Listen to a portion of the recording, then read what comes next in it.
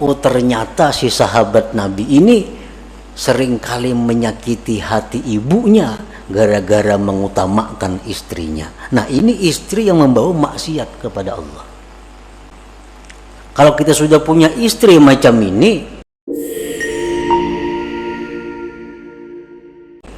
kalau dia ini berpasangan, kalau dia mempunyai suami, dia mempunyai istri, dia tidak akan minta bercerai kepada Allah. Selama dalam berpasangan itu tidak mengganggu ibadahnya kepada Allah, selama tidak menghalangi untuk ketakwaan kepada Allah. Ini beisi bini nang sulit diurus. Ada kadang-kadang manusia diuji Tuhan dengan itu. Ada si bini-bini beisi laki nang susah, nang sulit diurus. Nah, ini satu keadaan. Selama keadaan itu tidak mengganggu ibadahnya kepada Allah, selama keadaannya itu tidak mengganggu tugas-tugas keagamaannya, dia tidak akan minta berpisah, dia tidak akan minta bercerai karena ridha dengan keadaan itu. Nah, tetapi kalau keadaan seperti ini sudah membuat seorang istri menjadi durhaka, kalau keadaan ini sudah membuat seorang istri jadi berdosa, nah maka seorang istri ini boleh minta kepada Allah agar dicarikan jalan keluar untuk bercerai dengan suami itu. Nah, demikian pula suami.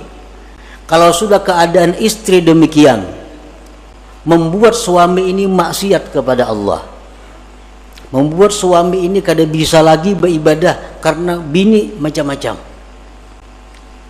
Nah, di saat itulah suami minta kepada Allah diberi jalan keluar agar bisa bercerai dengan pasangan ini. Nah, para muhibbin rahimakumullah, karena tidak sedikit seorang istri gara-gara suami dia menjadi maksiat kepada Allah, dan tidak sedikit seorang suami gara-gara istri jadi maksiat kepada Allah. Dan ini sudah terjadi sejak zaman Rasulullah Sallallahu Alaihi Wasallam. Ada salah seorang sahabat yang begitu hendak mati kada bisa mengucap la ilaha illallah. Kenapa sebabnya? Oh ternyata si sahabat Nabi ini seringkali menyakiti hati ibunya gara-gara mengutamakan istrinya. Nah, ini istri yang membawa maksiat kepada Allah. Kalau kita sudah punya istri macam ini, hendak berbuat baik lawan ibu bapak, sarik. Nah, hendak memberi kuitan, sarik. Nah, ini membuat maksiat. Padahal kedudukan orang tua kita lebih utama daripada istri. Untuk seorang laki-laki, untuk seorang laki-laki kedudukan orang tua lebih utama daripada istri. Kalau istri menghalangi demikian, berarti ini istri membawa maksiat. Nah, di saat itulah dia minta kepada Allah agar diberi jalan keluar untuk meninggalkan istri itu. Nah, demikian pula istri. Ini suami menyuruh ikam pakai pakaian ini, pakaian yang dilarang agama, kada dituruti sarik lelaki ini. Ikam mustika ini, ikam mustika itu. Perintah-perintah laki ini bertentangan lawan agama. Nah, berarti ini istri dalam keadaan yang tidak diridai Allah. Kenapa? Karena menuruti laki jadi maksiat lawan Tuhan. Kada menuruti sarik na laki. Nah, di saat itu seorang istri boleh minta kepada Allah agar diberi jalan keluar berpisah dengan suami itu. Orang yang berakal, dia mengetahui bahwa tujuan diciptakannya dia itu untuk ibadah. Orang yang berakal itu mengetahui bahwa tujuan Allah menciptakan dirinya itu untuk mengabdi kepada Allah.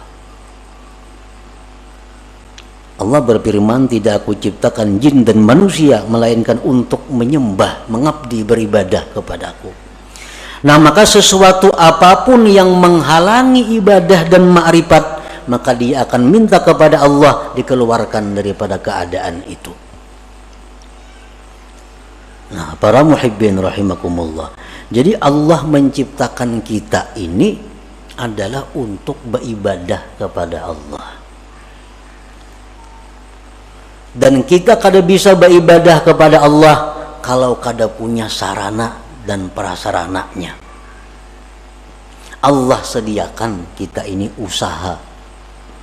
Allah sediakan kita pekerjaan. Allah sediakan kita macam-macam. Untuk apa? Agar semua itu membawa kepada ibadah. Nah, itu tujuan hidup yang diketahui oleh orang yang berakal.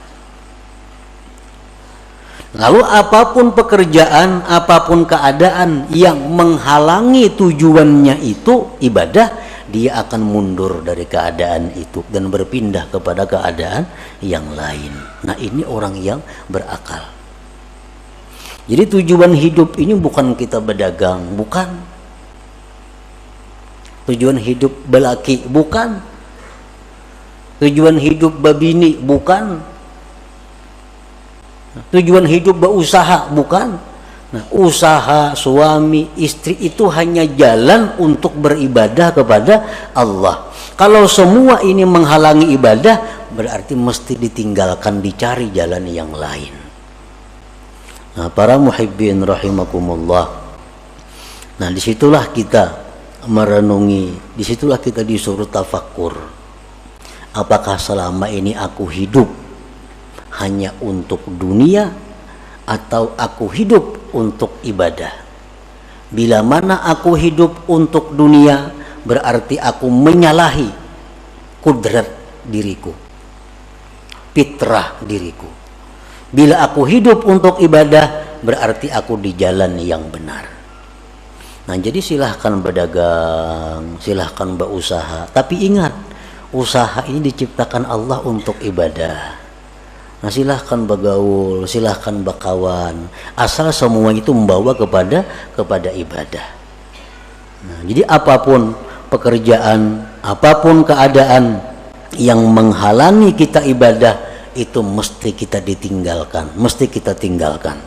Kalau kita tidak ingin rugi di dunia dan akhirat. Jangan sampai kita ini dilalaikan oleh hal-hal yang sifatnya duniawi. Ya ayyuhalladzina amanu la tulhikum amwalukum wala auladukum an dzikrillah wa may yaf'al dzalik fa ulaika humul khasirun.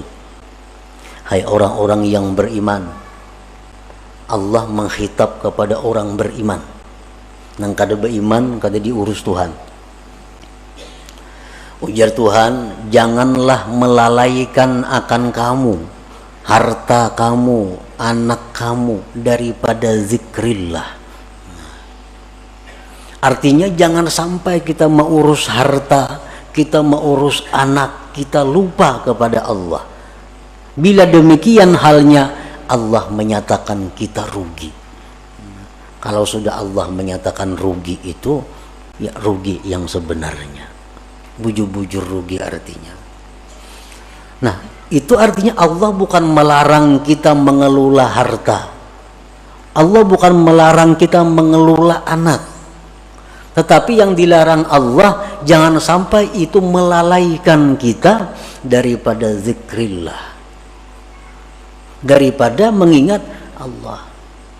Karena mengurus harta kada tersembahyang, karena mengurus harta sembahyang taqadha, karena mengurus harta kada tersembahyang sunat, karena mengurus harta kada tersembahyang tahajud, karena mengurus harta kada sempat menuntut ilmu. Nah, ini yang dikatakan rugi, ujar Tuhan. Ayo urus harta, 10 bisi perusahaan, Allah kada melarang. Tapi sembahyangnya aktif, wiridnya tabaja, menuntut ilmunya jalan. Itu yang dimaksud dengan ya ayyuhalladzina amanu la tulhikum amwalukum wala auladukum an dzikrillah.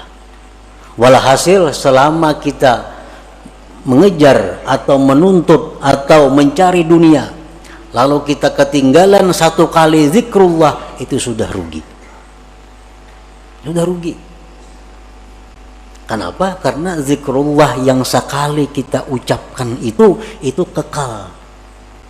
Kekal, arti sampai akhirat bisa kita nikmati, bisa kita dapatkan manfaatnya. Sedangkan harta yang kita urus mati-matian ini, begitu kita mati, kita kadang akan bisa dapat menikmatinya.